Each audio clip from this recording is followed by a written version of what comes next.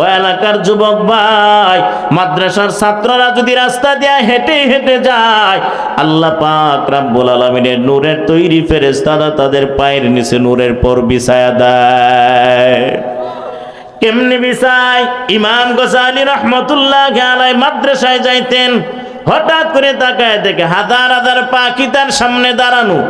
এই পাখিগুলোরে ধাওয়া করে যায় না। হুজুরে ডাক দিয়া বলেন, দাঁড়াও, তুমি কেন ক্লাসের মধ্যে দেরি করলাম? দাঁড়ায় দাও, হাতটা বিছায়া দাও। ইমাম গজালি হাত বিছাইলেন আর উস্তাদের ঘটনা খুলে বললেন, হুজুর আমি রাস্তা দিয়ে আসার সময় তাকায় দেখি হাজার হাজার পাখি আমার সামনে দাঁড়ায় আছে। পাখিগুলোরে দাওয়া করলাম, একটা পাখিও নাড়াচাড়া করে না। আমি পাখিগুলোর ফাঁকে ফাঁকে পা রাইখা রাইখা মাদ্রাসায় আসলাম। উস্তাদ এবার ধারণা করলেন, আর ইমাম গজালি আল্লাহ পাক রব্বুল আলামিন নূরের তৈরি ফেরেশতারা পাখির আকৃতি ধরাইয়া তালেবে ইলম কোরআনের হাফিজের পায়ের নিচে নূরের পর বিছায়া দিচ্ছে। কে সে ইমাম গজালি? এ মাদ্রাসায় যাওয়ার সময় হঠাৎ রাস্তার মধ্যে তাকায় দেখে একটা মেয়ে দাঁড়ায় আছে।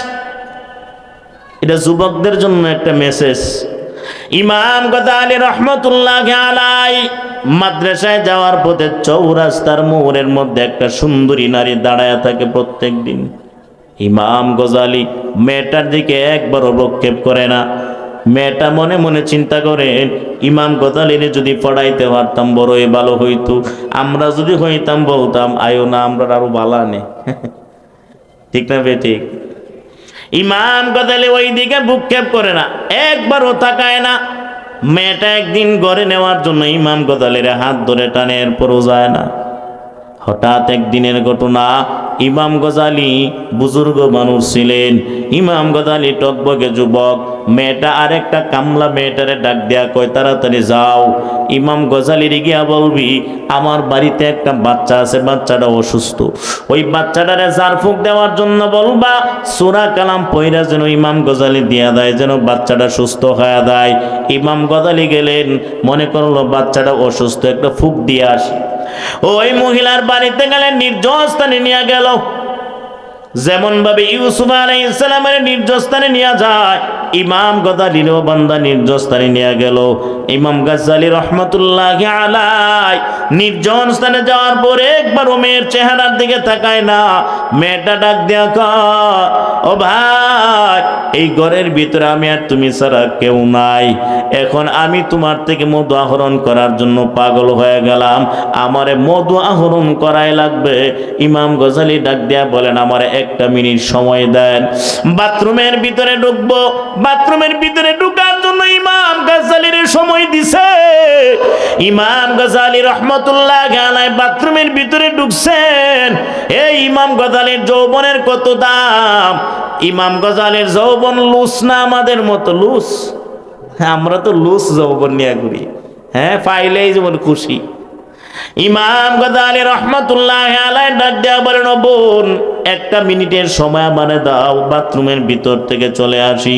ইমাম গজালির অল্প সময় দিলেন, তাড়াতাড়ি আসবা। বাথরুমের ভিতরে যাওয়ার পর ইমাম গজালির সারা শরীরের মধ্যে মহিলা পানি মাইকা লাইছে। কি পানি? জোরে কোন, আরো জোরে। ওই হ্যাঁ কোনো করে এদিক দিয়ে কোনো লাভ করে না, কথা পায় না। হ্যাঁ বোঝা যাইতেছে না জানি ইন্ডিয়া আমার যা যদি শেখ হাসিনা বাইরে ছিলালা ডরাইতেছে। খারাপ লাগে আপনাদের? ঘুমের তো উঠতে আইসে এনো কি কইতেছে নিজেও জানি না। ঘুমাই গেছিলাম গা, বুঝলো লম্বা সময় বয়ান করছে। ও মা, আল্লাহ পাক কবুল করেন, জোরে বলেন আমিন।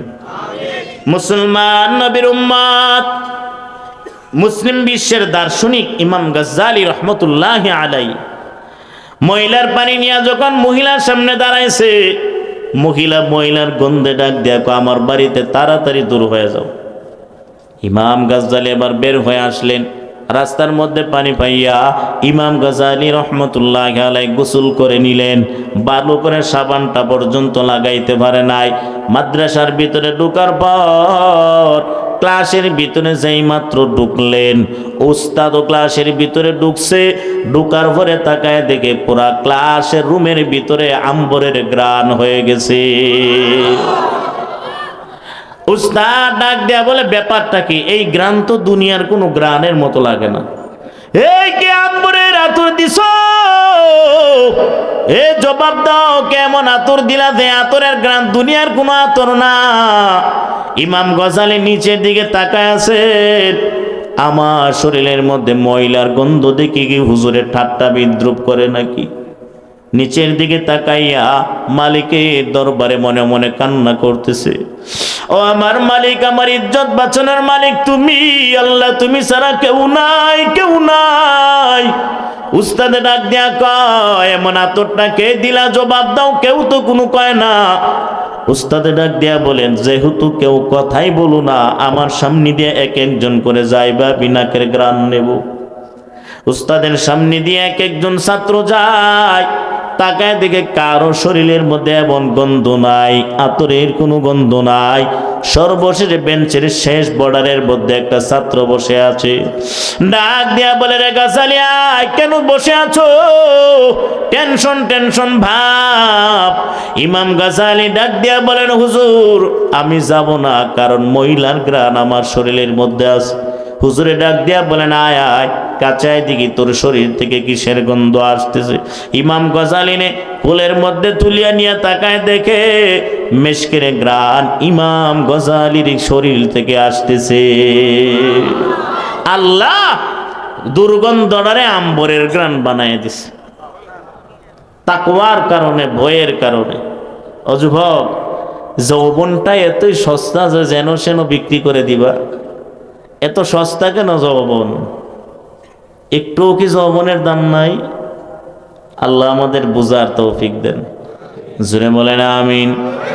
ইমাম গাজ্জালী রহমাতুল্লাহ আলাইকে দুনিয়া হুজুর কান্না করতে আরম্ভ, ডাক দেয়া বলে, ছাত্র ভাই তোমরা কি জান্নাতি পুরুষ দেখতে চাও নাকি? বলে হ্যাঁ, যদি জান্নাতি পুরুষ দেখতে চাও ইমাম গজালির দিকে তাকাও, নিশ্চিত ইমাম গজালি জান্নাতি পুরুষ।